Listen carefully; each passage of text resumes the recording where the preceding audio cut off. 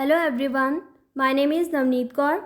हम अपना topic sales force management training को कंटिन्यू करते हैं और इस पार्ट में हम करेंगे इंडिविजुअल ट्रेनिंग मेथड, जहां पर इंडिविजुअली हर एक सेल्स फोर्स पर्सनल को ट्रेनिंग प्रोवाइड की जाती है उसकी स्पेसिफिक एबिलिटी को इम्प्रूव करने के लिए।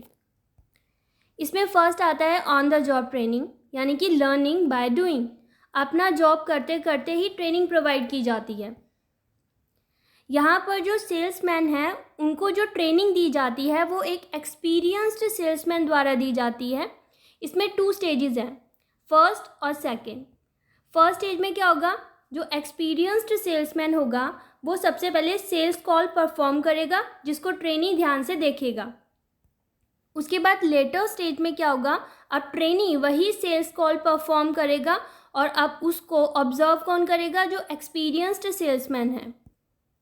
और जो भी प्रॉब्लम देखी उन्होंने कि जो कंडक्ट की जा रही है सेल्स कॉल वो सही ढंग से हो रही है या नहीं, ये एक्सपीरियंस सेल्समैन देखेगा और टाइमली उसको करेक्ट भी करेगा।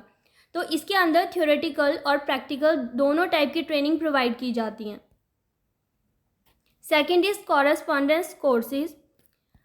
इसके अंदर क्या है कि जो सेल्समैन है उनको ट्रेनिंग किस वे में प्रोवाइड की जाएगी, दी तो जाएगी इंडिविजुअली, लेकिन हर पर्सन डिफरेंट जगह पर स्कैटर्ड है, इकट्ठा नहीं ट्रेनिंग प्रोवाइड की जा रही। जो पर्सन जिस भी प्लेस में या जिस भी ब्रांच में एम्प्लॉयड है वहाँ पर उसको ट्रेनिंग प्रोवाइड की जाएगी एक कॉरेस्पॉन्डेंस कोर्स की तरह।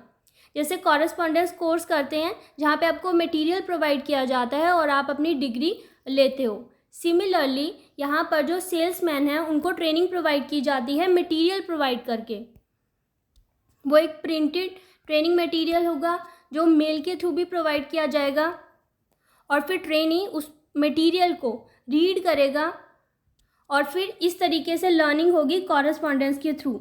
यहाँ पर कुछ टेस्ट भी कंडक्ट किए जाते हैं कि जो मटेरियल प्रोवाइड किया है उसके बाद क्या एक्सपीरियंस्ड है सेल्समैन का, क्या वो एग्ज़ाम को प्रॉपरली कंडक्ट कर रहा है, तो इस तरीके से उसको चेक किया जाता है। Third one is the job rotation. यहाँ पर जो ट्रेनीज़ हैं उनको डिफरेंट डिपार्टमेंट्स में रोटेट किया जाता है। जैसे अगर कोई सेल्स पर्सनल है वो सेलिंग डिपार्टमेंट में ही होंगे तो उनको अलग अलग ब्रांचेस में, सेम ही डिपार्टमेंट में लेकिन अलग अलग ब्रांचेस में रोटेट किया जाता है कि वो हर ब्रांच का एक्सपीरियंस ले, क्योंकि हर ब्रांच में अलग टाइप की प्रमोशन स्किल्स सिखाई जाएंगी। किस तरीके से कस्टमर के साथ डील करना है वो तरीका डिफरेंट ब्रांचेस से वो सेल्स पर्सनल सीखेगा। और जो ट्रेनी है इसमें ये प्रैक्टिकल नॉलेज गेन करेगा different types of selling activities की। पर्सनल डिस्कशंस, यहाँ पर जो सेल्स पर्सनल हैं उनको ट्रेनिंग प्रोवाइड की जाती है उनकी रूटीन सेलिंग एक्टिविटीज़ में ही, लेकिन हर एक्टिविटी जब भी कंडक्ट की जाएगी तो वहाँ पर डिस्कशन होगी, पर्सनल डिस्कशन होगी और वो मतलब एक्सपीरियंस सेल्समैन के साथ भी हो सकती है और जो उनके कलीग्स हैं या हायर ऑफिशियल्स हैं उनके साथ भी। यानी कि जब भी कोई एक्टिविटी परफॉर्म करते हुए सेल्स फोर्स पर्सनल को अगर कोई प्रॉब्लम आती है, डाउट आता है, तो वो तभी के तभी सॉर्ट आउट किया जाएगा उनके कलीग और हायर ऑफिशियल से। Fifth is training in universities and colleges.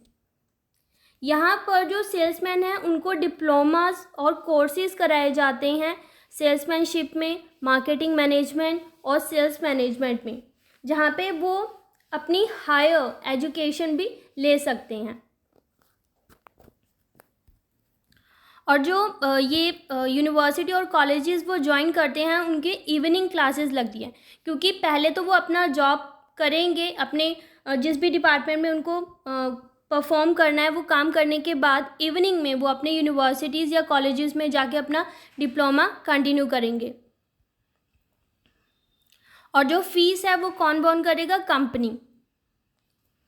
इससे उनको जो सेल्स टेक्निक्स हैं, लेटेस्ट सेल्स टेक्निक्स हैं और भी जो प्रमोशनल टेक्निक्स हैं, एडवर्टाइजिंग टेक्निक्स हैं, इनके बारे में जानकारी मिलेगी। और it helps to increase the skill and ability. अब ये तो थे ग्रुप ट्रेनिंग मेथड और इंडिविजुअल ट्रेनिंग मेथड। अब जब ट्रेनिंग प्रोवाइड करने के बाद ये इवैल्यूएट करना कि कितनी सक्सेसफुल थी वो ट्रेनिंग प्रोग्राम, तो इसको किस तरीके से चेक किया जाता है? फीडबैक लिया जाता है ट्रेनीज से, और फीडबैक ले सकते हैं in the form of written questionnaire. एक क्वेश्चनियर होगा जिसमें नंबर ऑफ क्वेश्चंस होंगे विद ऑप्शंस के साथ, जहां पर जो सेल्स पर्सनल है वो आंसर देगा और उसके बाद चेक किया जाएगा कि किस हद तक वो ट्रेनिंग सक्सेसफुल थी या नहीं।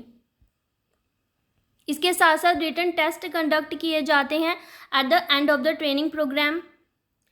कस्टमर के साथ भी कांटेक्ट किया जाता है। जब उनको ट्रेनिंग प्रोवाइड करते हैं तो उनको जब रियल टाइम सिचुएशन देते हैं कस्टमर के साथ डील करने के लिए, तो उन कस्टमर के साथ बात करके भी पता किया जा सकता है कि वो ट्रेनिंग कैसी थी, उसमें कुछ चेंज आया या नहीं। सेल्स पर्सनल को उनके वर्क पे ही ऑब्जर्व किया जाएगा और वो करेगा सेल्स एग्जीक्यूटिव्स। उनके रिजल्ट को कंपेयर किया जाएगा ऑब्जेक्टिव के साथ, जो गोल सेट किया गया था उनको कंप्लीट करने का और उन्होंने जो परफॉर्म किया है उसको चेक किया जाएगा कि किस एक्सटेंट तक उन्होंने उसको कंप्लीट किया है। और इसमें भी सेल्स कंपैरिजन मेथड में भी यही होगा कि ट्रेनिंग से पहले और ट्रेनिंग के बाद में देखा जाएगा कि कितनी इम्प्रूवमेंट आई है। अब इसके साथ साथ प्रॉब्लम भी फेस की जाएंगी सेल्स फोर्स ट्रेनिंग प्रोग्राम में, और वो क्या है? Lack of awareness of the training needs. ये हम ऑलरेडी कर चुके थे कि जब भी मेथड सेलेक्ट किया जाता है तो ये चेक करना ज़रूरी है कि किस पर्पस के लिए वो ट्रेनिंग दी जा रही है। उनकी थ्योरेटिकल, प्रैक्टिकल, इंडिविजुअल को दे रहे हैं, ग्रुप को दे रहे हैं, तो ये चीज़ें पता करना ज़रूरी है। अगर ये नहीं पता करा तो लैक ऑफ अवेयरनेस के कारण जो ट्रेनिंग का पर्पस था देने का वो फुलफ़िल नहीं हो पाएगा, और इससे क्या होगा? जो एग्जैक्ट रिक्वायरमेंट है वो नहीं दे पाएंगे और डिफ़िकल्टी होगी to identifying the training needs. Shortage of the training facilities, इसके अंदर क्या है कि अगर उनको जो कोई कंपनी है वो ट्रेनिंग प्रोवाइड कर रही है, अगर उनके पास ट्रेनिंग इंस्टीट्यूट है ही नहीं तो उसको ट्रेनिंग प्रॉपर वे में नहीं दी जा सकती। उनको वो हायर करना पड़ेगा इंस्टीट्यूट जहाँ पे ट्रेनिंग दी जाएगी, अगर वो वेस्टिबल ट्रेनिंग दे रहे हैं तो। इसके साथ साथ अगर मॉडर्न टेक्निक्स नहीं हैं, प्रोजेक्टर नहीं है या ऑडियो विजुअल एड्स नहीं है, तो उस वे में वो ट्रेनिंग नहीं दी जा सकती जिससे उनको क्लियर हो डेमोन्स्ट्रेशन के थ्रू। इसके अलावा shortage of the training study material, अगर उनके पास प्रॉपर ट्रेनिंग मैनुअल नहीं होगा तो वो कॉरेस्पॉन्डेंस कोर्सेज कंडक्ट नहीं कर पा पाएंगे। Training can not rectify the mistaken in selection, अगर जो सिलेक्शन की गई है ट्रेनिंग की, अब जहाँ पे पर्सन को ऑलरेडी थ्योरेटिकल नॉलेज है, उसको सारा क्लियर है, लेकिन वो प्रैक्टिकली परफॉर्म करना चाहता है, लेकिन उस पर्सन को फिर से थ्योरेटिकल ही दे दी तो उसका पर्पस फुलफिल नहीं होगा। एक्सपेंसिव, जो ट्रेनिंग है वो एक्सपेंसिव भी होती है और जैसे कंपनी को ह्यूज बजट रखना पड़ता है ट्रेनिंग के लिए भी। Lack of interest of the trainers and trainees, अब ट्रेनिंग दी जा रही है ट्रेनी की एफिशिएंसी को इम्प्रूव करने के लिए, लेकिन अगर वो उसमें इंटरेस्ट ही नहीं ले रहा तो फिर वो पर्पस फुलफिल नहीं होगा और it reduces the utility of the training. Loss of sales during the training period, अब जब ट्रेनिंग दी जाती है तो वो क्या होगा? अगर तो लर्निंग बाय डूइंग हो रहा है, यानी कि ऑन द जॉब ट्रेनिंग हो रही है, तब तो साथ में जॉब भी होगा और साथ में ट्रेनिंग भी होगी। लेकिन अगर जॉब से हट के ट्रेनिंग दी जा रही है तो वो इफ़ेक्ट करेगी सेल्स के ऊपर कंपनी की। तो in nutshell we can say that कि जो ट्रेनिंग है आफ्टर सेल्स ट्रेनिंग, जो स्किल और एटीट्यूड तो चेंज होता है, अब वो पॉजिटिव हो रहा है या नेगेटिव हो रहा है वो डिपेंड करता है कि किस टाइप का मेथड आपने ऑप्ट किया है। और it is possible that the salesman incorporate skills through his experience, but despite of it training program is must,